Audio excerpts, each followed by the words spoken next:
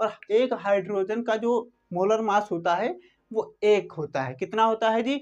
1 ग्राम। और जो हीलियम होता है उसका 4 ग्राम।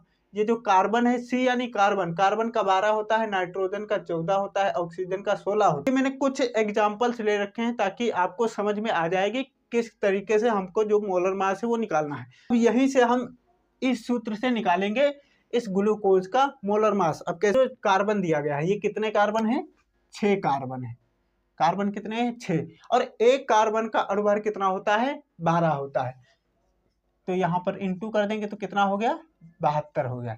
यानी कार्बन का जो अणुभार है वो कितना है भाई? कार्बन का जो अणुभार है वो 72 ग्राम है। ठीक है, अब कार्बन का हमको मिल गया। अब निकालेंगे हम इसका, हाइड्रोजन का। तो हाइड्रोजन का कितना है भाई? हाइड्रोजन का 1 है, और लेकिन है हाइड्रोजन कितने? 12 है। तो 12 इंटू जब 1 करेंगे तो कितना आएगा जी?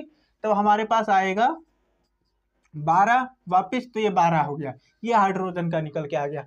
अब ये ऑक्सीजन है, एक ऑक्सीजन का अणुभार कितना है? 16 है। मोलर मास कितना है जी? 16 है। तो यहाँ पर कितने ऑक्सीजन है? 6। तो 6 इंटू 16 जब करेंगे तो 16 96 हो जाएगा। अब यहाँ पर लेते हैं, यहाँ पर 10 हो जाएगा, और 7 1 8, 9 8 17, 1 18 यानी 180। तो ग्लूकोज का जो अणुभार होता है वो कितना होता है? 180 होता है। इसी तरीके से हम सभी एलिमेंट्स का निकाल सकते हैं। बस आपको कुछ कॉमन एलिमेंट जो हाँ आपको याद रखने हैं कि इसका कितना होता है, उसका कितना होता है।